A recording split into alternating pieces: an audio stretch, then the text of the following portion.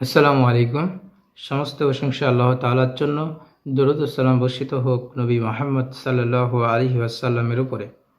ইসলাম ও ঈমান ভঙ্গের কারণ পর্ব 8-এ আপনাদেরকে স্বাগতম। আজকে এই আলোচনা শুরু হবে 6 নম্বর থেকে, যে ভয় কেন্দ্রিক শিরক। ভয় করা 3 প্রকার। এক ধরনের ভয় হলো স্বভাবগত ভয়, অর্থাৎ হঠাৎ কোনো ক্ষতিকর প্রাণী দেখলে ভয় পাওয়া। আবার আল্লাহ রসুল মুসা আলাইহিস সালাম যখন তার লাঠিকে সাপ হতে দেখলেন, তখন তিনি ভয় পেয়েছিলেন। এ ঘটনা পাবেন সূরা নামল সূরা নম্বর 27 আয়াত নম্বর 10 থেকে 12-তে। তো এই স্বাভাবিক ভয়টা সবারই রয়েছে, এবং এই স্বাভাবিক ভয়টা নবী রসুলদেরও ছিল। তো এটা হচ্ছে 1 নম্বর, এটা হচ্ছে স্বাভাবিক ভয়। 2 নম্বর হচ্ছে ইবাদতের ভয়। আমরা জানি যে ইবাদত এর রোকন হচ্ছে 3টি: ভালোবাসা, ভয় করা, আশা করা।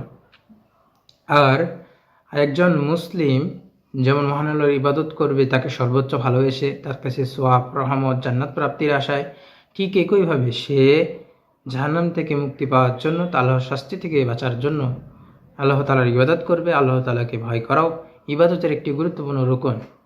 আর এই 3টি রুকনের মধ্যে যদি কোনো একটি রুকন মিস যায়, তাহলে সেটি মহান আল্লাহর ইবাদত হিসেবে গণ্য হবে না।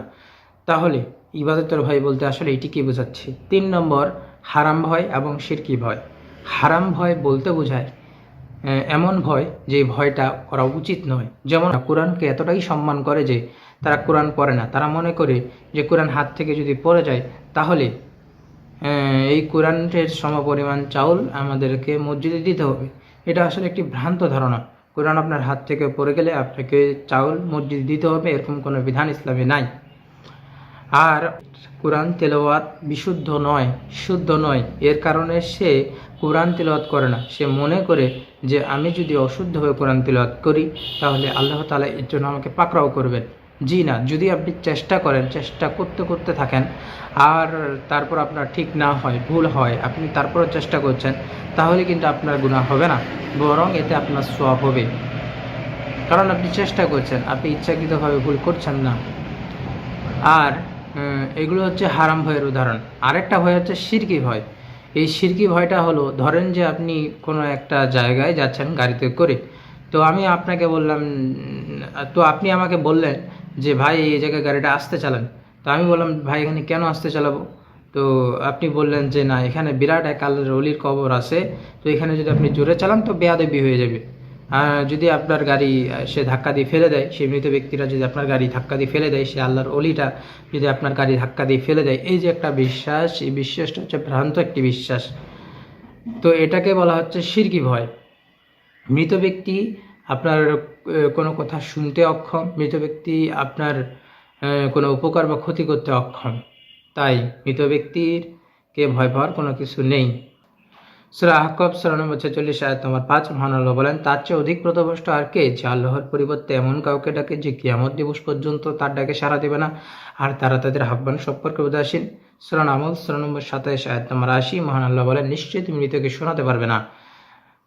তাহলে মৃত ব্যক্তি যেহেতু শুনতে অক্ষম, তাই আমরা মৃত ব্যক্তিকে ভয় পাবো না, তাদেরকে ভয় পাওয়ার কোনো কিছুই নেই।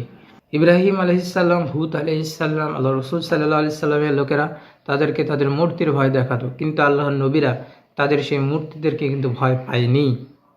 আর বর্তমান যুগেও তাওহীদপন্থীদেরকে মাজার পূজারীরা এ ধরনের কথাবার্তা বলে থাকে যে কবরের সাহিত্য বুজুর্গের সাথে বেয়াদবি করিস না, অচিরেই ধ্বংস হয়ে যাবি। তাদের উদ্দেশ্যে আমি কোরআনুল কারীমের একটি আয়াত বলতে চাই, সূরা আল ইমরান সূরা নম্বর 3 আয়াত নম্বর 175। সে তো শয়তান, সে তোমাদেরকে তার বন্ধুদের ভয় দেখায়। তোমরা তাদেরকে ভয় করো না, বরং আমাকে ভয় করো, যদি তোমরা মুমিন হও। সূরা ফাতির সূরা নম্বর 35 আয়াত নম্বর 28, মহান আল্লাহ বলেন, বান্দাদের মধ্যে কেবল জ্ঞানীরাই আল্লাহকে ভয় করে। তাহলে ভয় করা একটি গুরুত্বপূর্ণ ইবাদত। তো 7 নম্বর হচ্ছে তাবিজ কবজের শিরক। তাবিজ কবজের শিরক বলতে বোঝানো হয় বিপদাপদ থেকে রক্ষার জন্য শরীরের কোনো অঙ্গে তাবিজ লটকানোকে বোঝানো হয়।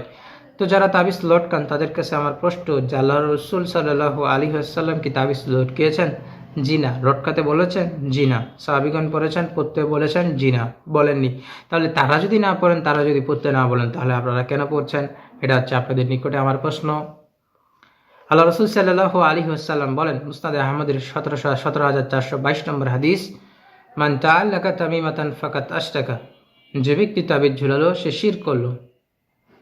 তাহলে এখানে আল্লাহ রসুল বলেছেন যে ব্যক্তি তাবিজ ঝুলালো সে শিরক করলো। মুসনাদে আহমদ 16,771 নম্বর হাদিস, উকবা ইবনে আমির রাদিয়াল্লাহু আনহু থেকে বর্ণিত, একদা একদল লোক রসুল সাল্লাল্লাহু আলাইহি ওয়াসাল্লামের খিদমতে হাজির হলেন। রসুল সাল্লাল্লাহু আলাইহি সাল্লাম দলটির 9 জনকে বায়াত করালেন আর একজনকে ছেড়ে দিলেন। তো তারা বলল, হে আল্লাহর রসুল, আপনি 9 জনকে বায়াত করালেন আর একজনকে ছেড়ে দিলেন। রসুল সাল্লাল্লাহু আলাইহি সাল্লাম বললেন, তার নিকটে কি তাবিজ রয়েছে? অতঃপর ওই লোকটি হাত ঢুকিয়ে তাবিজটি ছিঁড়ে ফেলে দিলেন। অতঃপর রসুল সাল্লাল্লাহু আলাইহি সাল্লাম সেই ব্যক্তিকে বায়াত করালেন এবং বললেন, যে ব্যক্তি তাবিজ ব্যবহার করলো সে শিরক করলো।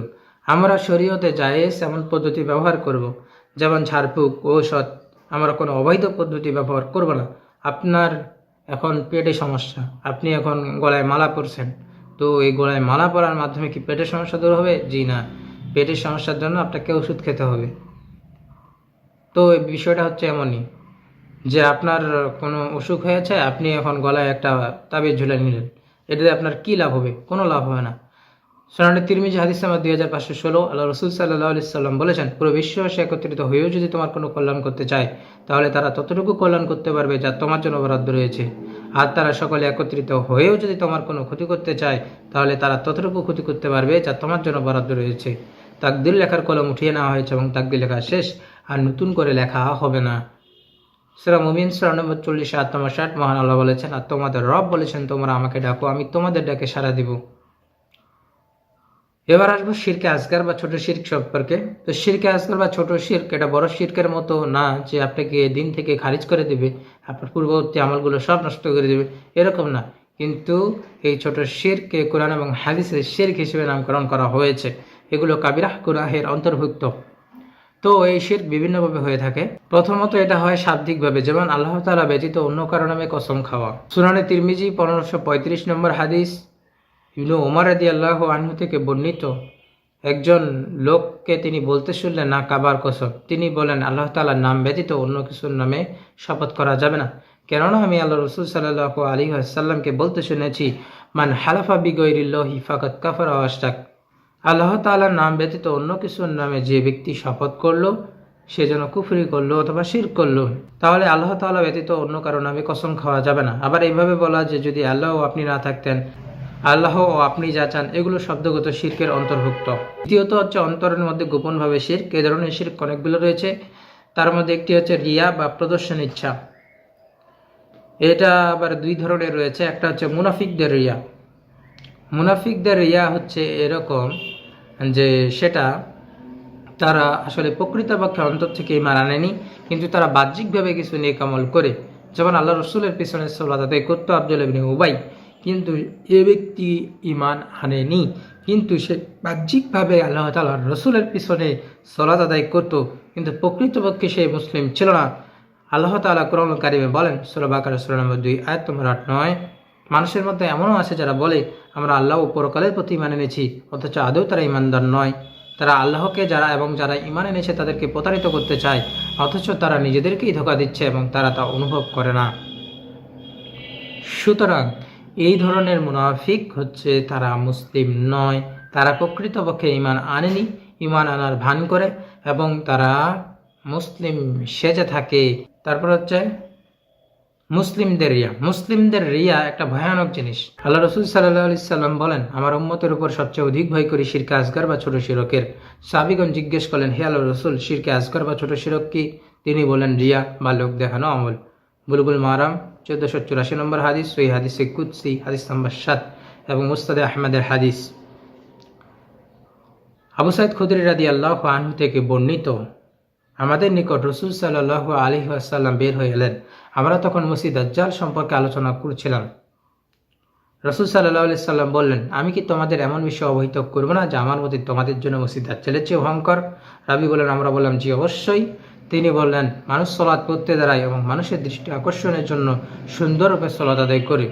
তাহলে এই হলো মুসলমানদের রিয়া আর লোক দেখানো আমল। আল্লাহ তাআলা আমাদের সকলকে এই সমস্ত শিরকি কর্মকাণ্ড থেকে বেঁচে থাকার তৌফিক দান করুক।